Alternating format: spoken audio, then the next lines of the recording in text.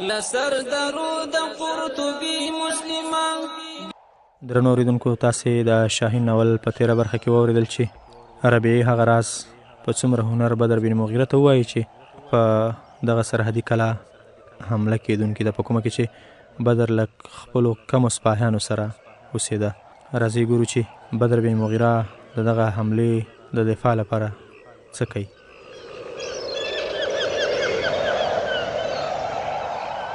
انجلا چې ربیعه پرېښوده او په غونډیو ختله، چې سر ته وختله، څو ګامه وړاندې بشیر ولید چې بېرته ښکته کېدو. بشیر ناڅاپي دې ته ور وکتل او ودرېد. انجلا ورو ورو ورنږدې شوه. بشیر ورته ویل: نن ته یوازې راغلې؟ انجلا ځواب ورکړ: ربیعه هم را سره ده، هغه لاندې پاتې شوه. زه د غونډۍ سر ته راختلم، زما دا تمه نه وه چې ته به دلته یې. دغه لاره ډېره سخته او نیغه وه. بشیر په سړه لهجه ځواب ورکړ: تا ډېر همت وکړ چې دلته راوختلې. هغې بیا ورته ویل: زه چې دلته راوختلم نور مې همت ځواب راکړ. دا مې نیکمرغي ده چې ته مې دلته ولیدې. که درته زحمت نه وي نو تر څو کې را سره لاړ شه. بشیر بن حسن ویل: درځه.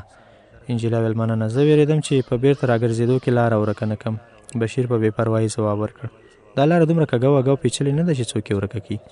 بشیر ډېر ګړندی له انجلا نه وړاندې روان و. د ساه سوځېدو له امله انجلا سره له دې چې زړه یې غوښتل له هغه سره خبرې وکړي خو نه شوای کولی.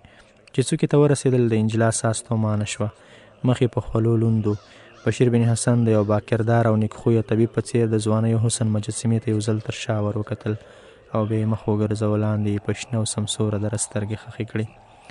انجلا په دسمال خولۍ پاکې کړې او ساه یې لږه ارامه شوه. وویل: تا ته پیچومې هېڅ نه و، خو زما یې وضع را خرابه کړه. بشیر هماغسې لاندې درې ته کتل. وویل: زه په غرونو ختلو عادت یم، ته ښایي د لومړي ځل لپاره راختلی وې.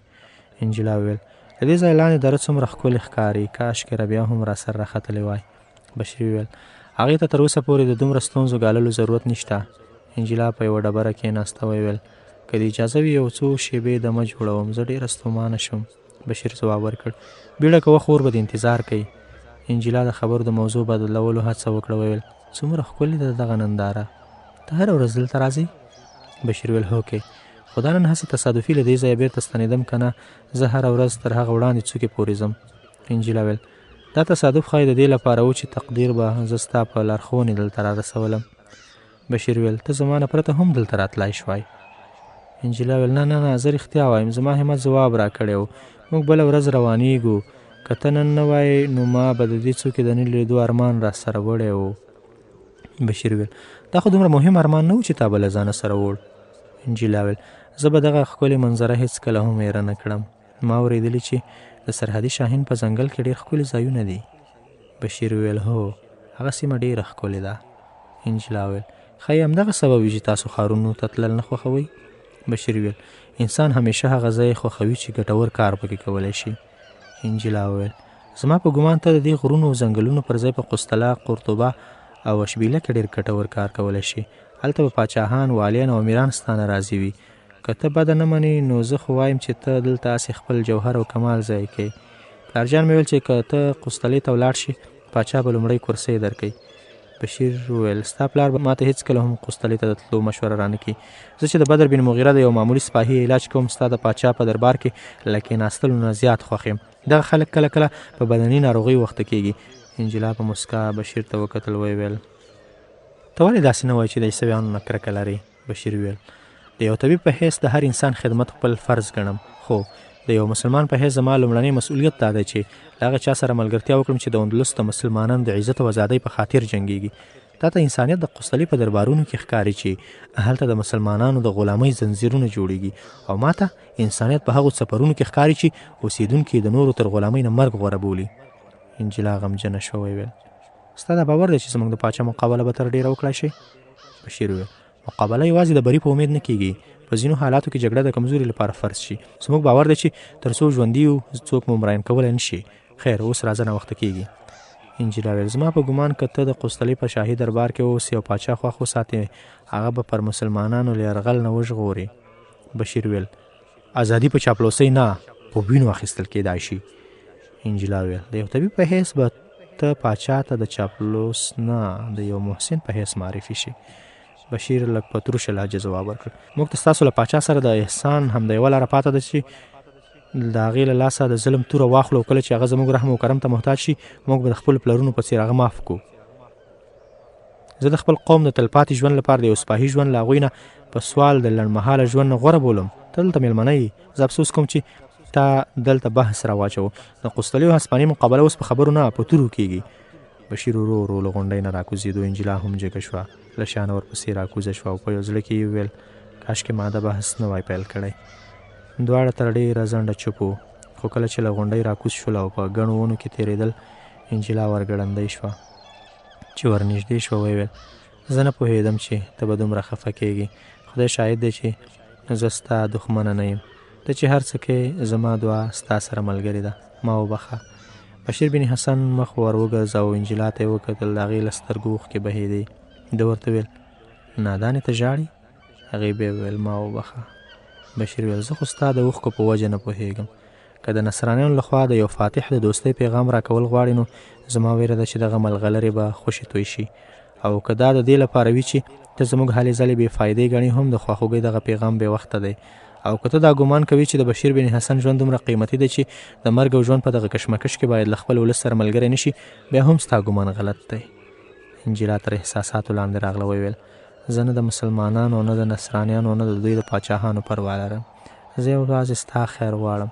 زه په دې افسوس کوم چې زما په خبرو خفه شوې. زه ناپوهه یم. ته زما خبرو ته اهمیت مه ورکوه. د ربیع غږ اوچت شو. انجلا انجلا انجلا چوپه وه. بشیر بن حسن ځواب ورکړ ستا خور دلته ده. بیا انجلا ته ویل راځه خور دې نارې وهي. انجلا د بشیر نه وړاندې روانه شوه. لږ ځنډ وروسته درې واړه د کلا په لوري روان شول. له ویالې نه چې پورې وتل ابوداود یې مخې ته راغی. هغه انجلا او ربیعې ته ویل تاسو نن ډېرې وځنډېدئ. ربیع ویل پلار جانه موږ نن په غونډۍ د ختلو اراده کړې وه. زه ډېره وړاندې ولاړه نه شم، خو انجلا یوازې د غونډۍ سر ته ختلې او بېرته راغله. د ربیعې د خوب تعبیر.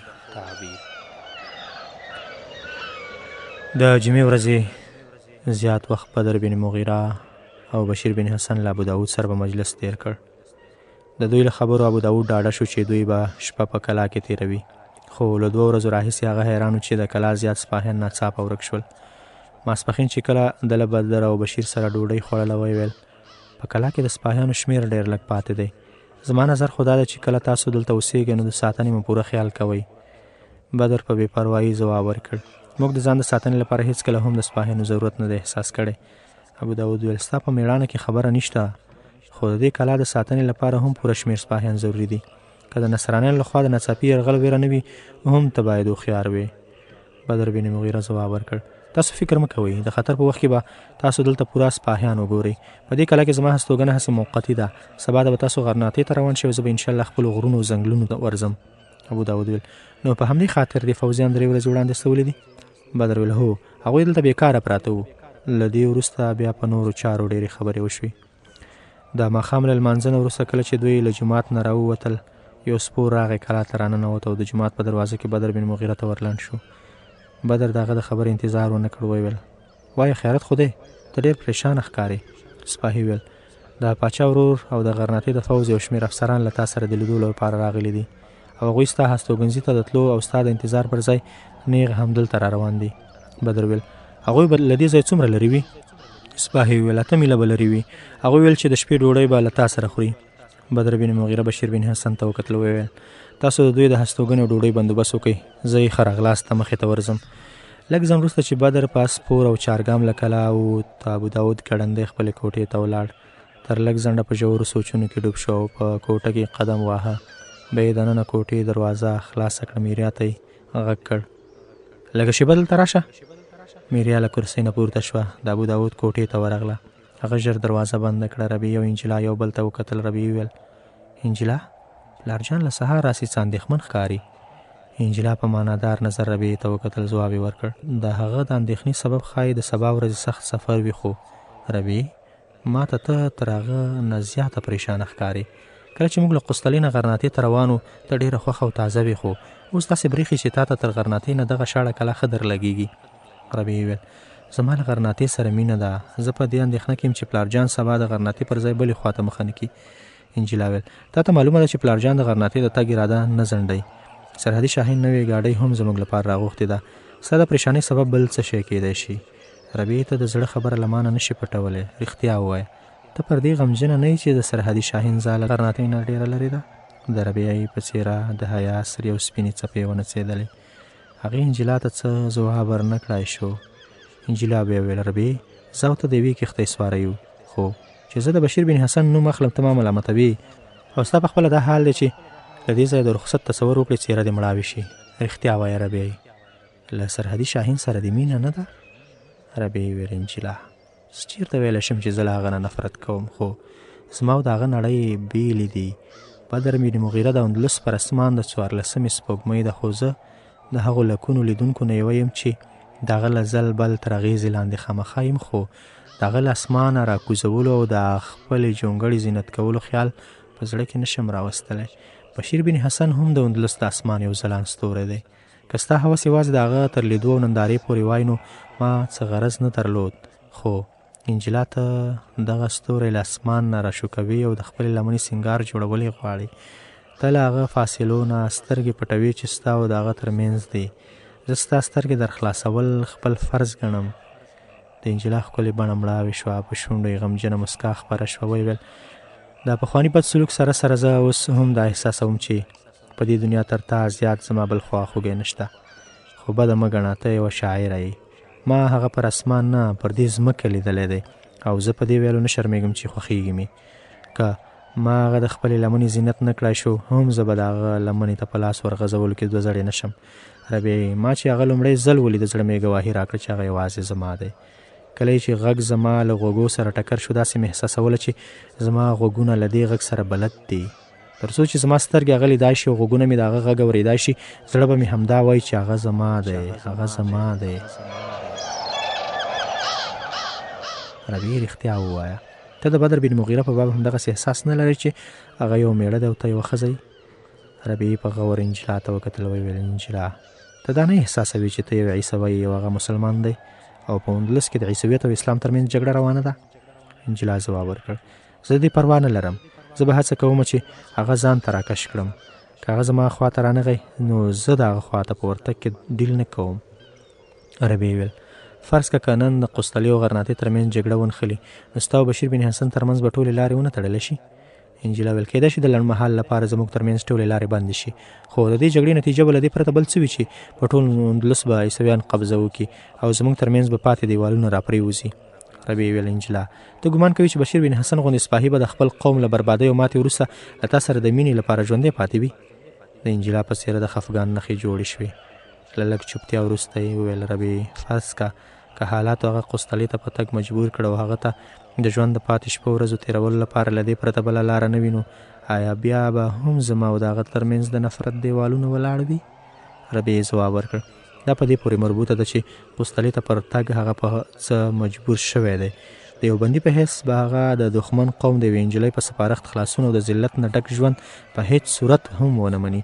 البته د یو فاتح په حیث ښایي هغه ستا د مینې زنځیر ومني، خو دا تا څنګه احساس کړي چې حالات به هغه قسطلي ته په تګ مجبور کړي؟ انجلا پر خپل اندېښنه د پردې اچولو هڅه وکړه. ویل د یو ګل سم ځای بڼ دی، ښایي هغه په خپله ډېر وخت په دې بیدیا کې اوسېدل ونه غواړي. ربیعې سویل غوښتل چې د بلې کوټې دروازه بیرته شوه او ابو داود او میریا کوټې ته ورننوتل. د ابو داود په لاس کې دوې بلې شمې وې او کله یې چې د دواړو کړکیو مخې ته شمې کېښودې ربیعې په معصومانه لهجه وویل پلارجانه په کوټه کې د فانوس ښه ډېره رڼا ده، شمو بلولو ته څه ضرورت دی؟ ابو داود په اندېښنه وویل ربیعې ستا له ډېر رڼا نه ډېر نفرت دی؟ ربیعې وویل نه پلارجانه، خو دا به په شمال کې ګل شي، که ته وایې زه به کړکۍ پورې کړم. ابو داود ویل نه، د تازه هوا لپاره کړکۍ خلاصې پرېښودل ضروري دي. بیا یې میریا ته وکتل او ویې ویل که دا مړې شوې ژر تر ژره یې بیا بلې کوئ. زما په کوټه کې نورې شمې هم شته، که دا خلاصې شوې نورې راوړئ او په همدې ځای یې بلې کوئ. ابو داود دا وویل او له کوټې نه ووت. د ماسپښین د لمانځه په وخت بدر بن مغیره د غرناطۍ د پاچا له وروره زغل او د دوو لویو پوځي افسرانو موسی او وزیغري سره یو ځای کلا ته ننوت. د غرناطۍ 15 تنه سپاهیان او معمولي افسران هم ورسره وو. دغه وخت مؤذن د ماسخوتن د لمانځه اذان کاوه او دوی له جومات سره لاسونه نه پلي شول او جومات ته ننوتل. بشیر بن حسن د جومات په دروازه کې ورسره ستړي مشي وکړل. ازغل له بشیر بن حسن سره تاوده ستړي مشي وکړل او ابو داود ته یې وکتل. بدر بن مغیره وویل دا ابو داود دی. ما په لار کې د ده په باب تاسو ته یادونه کړې ده. ازغل ابو داود ته د مصافحې لاس ور وغځاوه وویل بدر ستا ډېرې ښېګړې یادې کړې، خو زما په نظر ستا تر ټولو ستر کمال دا ده چې زموږ سرحدي شاهین درته عقیدت لري. ابو داود مسکی شو وویل زما تر ټولو ستره ښېګړه دا ده چې د یو ډېر شریف او سخي ځوان میلمه یم چې د یو بې کسه میلمه ستاینه یې هم د میلمه د خدمت په مسؤلیت کې ګڼلې ده. هغه پیښه چې ماته یې د سرحدي شاهین سره د څو شپو ورځو تېرولو فرصت را په برخه کړ زما د ژوند تر ټولو په زړه پورې پیښه ده. د غرناطۍ هغه ستر شخصیتونه چې له لرې نه یې لیدلې زما د ځان لپاره ویاړ باله نن زما مخې ته ولاړ دي. که یې ګستاخي نه ګڼئ نو زه دا سپېڅلی لاس مچوم چې له پیړیو وروسته د موسی بن نصیر او طارق بن زیاد د تورې بیا اوچتولو نیکمرغي په برخه شوې ده. ازغل له هغو نیک خصلت انسانانو نه و چې له چاپلوسۍ نه یې کرکه کوله، خو د ابو داود لهجې او خبرو په هغه اغېزه وکړه.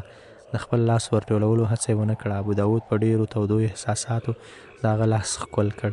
له ده سره یو ځای د وخت له ضرورت سره سم 2 څاڅکې تودې اوښکې د هغه له سترګو نه د ازغل په لاسو ور وڅڅېدې.